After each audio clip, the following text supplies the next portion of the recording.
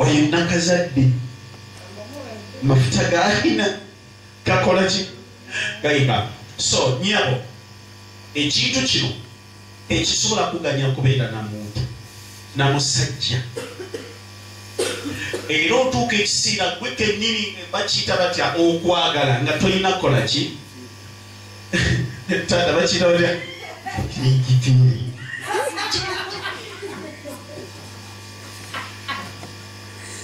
yamuzeeyo akimanyi katonda omulungi yeebazibwe. Okay, kino kyafuuka ekyambalo kyo oba guno gwafuuka omwoyo gwabasa obulamu bwo.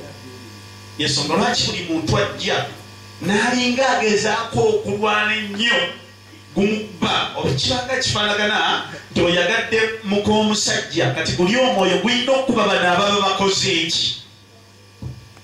Lwaki omunoonyaako ki kakati wakegone kufalaasya lwaki omuvaako alina kyoli olaba tyagwadde mutuwa ne bwekyaga speak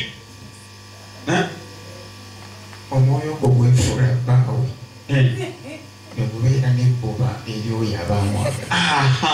kwiresegaliza waggulu omusajja akintereezezza bulungi badde noonya bwenyiiza okikola gufuna eki lwaki omusemberera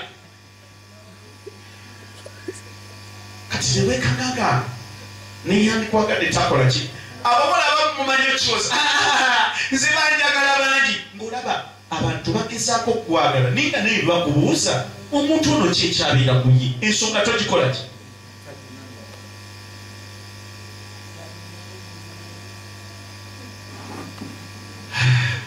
webadde nka pulidde nga nsinza Mukama nga mugamba nti Mukama ekimala kikola ki tuganya abalabe bange taata yesaala yange kyebasese ekimala Mukama kyekiseera seke banjeya byonna gyempita olina empulira nga nfennamu bwekitanganyika emitima yena essaawa onzigyeko ennaku wanyiga emitima oliwa nagonyige Yesu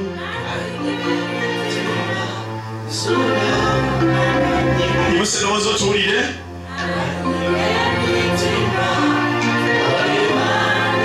tuyibenga emisindala emiramu leero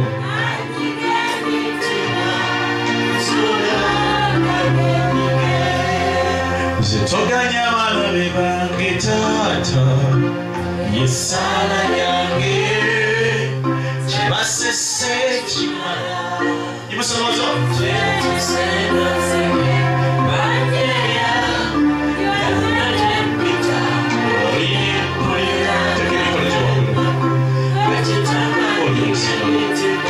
ita Yesu byali musanvu naye Yesu timusedowooza obbaaka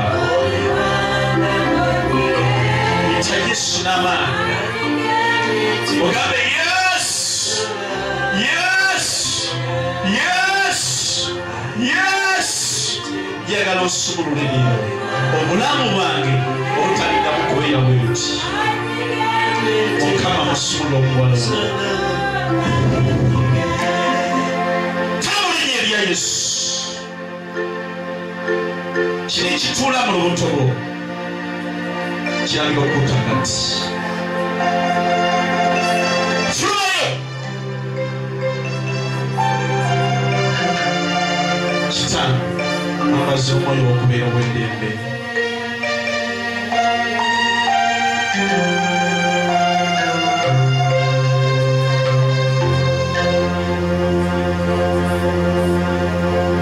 n'ekino ekimumalamu amaanyi mu mubiri gwe n'akulira nga mukoowu omwoyo guno Mukama guziiza obutakakulamu leero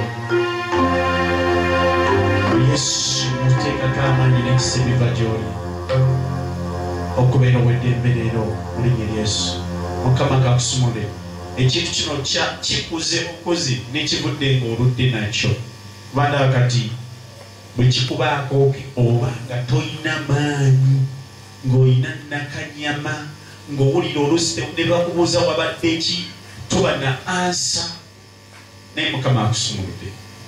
Nywerera mu kukkiriza, nywerera mu kusaba, Mukama waguza amaanyi agageki. Nywerera mu Kristo olw'ensonga emu, amaanyi gano gaviira ddala mabega, gaviira ddala mabega, amaanyi gano ga busamize. Mwine emyoyo gibambala ne gibazingako nga mukyalina bato okuva ku kika kyewammwe mwebuzeeyi Wikiri wangi wikiri musomba kankereze ladda neyazike kuya Jordan mwana yagambye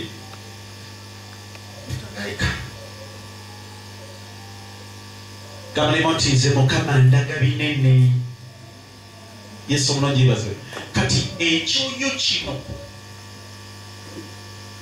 ne Katonda abawadde omukisa kasita mumaze okulokoka naawe ekkiriza Yesu owooluganda sisa okitegedde nywera mu kusaba mujje nga musabe era entebe zammwe bwe ziri wali mujje nga mutuula awo Katonda agenda bakolera ebyekisa mu linnya erya Katonda omulamu.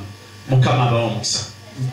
mpoze masomba Yesu waliwo abaana ba mukulu wange abagenda e London gyebuvuddeko baali basindikira ssente naye wenjogerera oluvannyuma lw'ennaku nga 2 ennaku enakubiraku oba nakubiraku simu ndala kuba mbadde okozesa yange nga tebakyakwata bwe yagikwata taata bwoli nti sanyusa okulaba najjako essimu nagendedde okubakonga kakati tobwekayanya omubi bwatuteekako ekivumi negibadde emikwano bafuuka abalabe ne Katonda bw'ayingira mu bulamu bwaffe n'ababadde abalabe bakomawo ne batugamba tubadde wamu nammwe.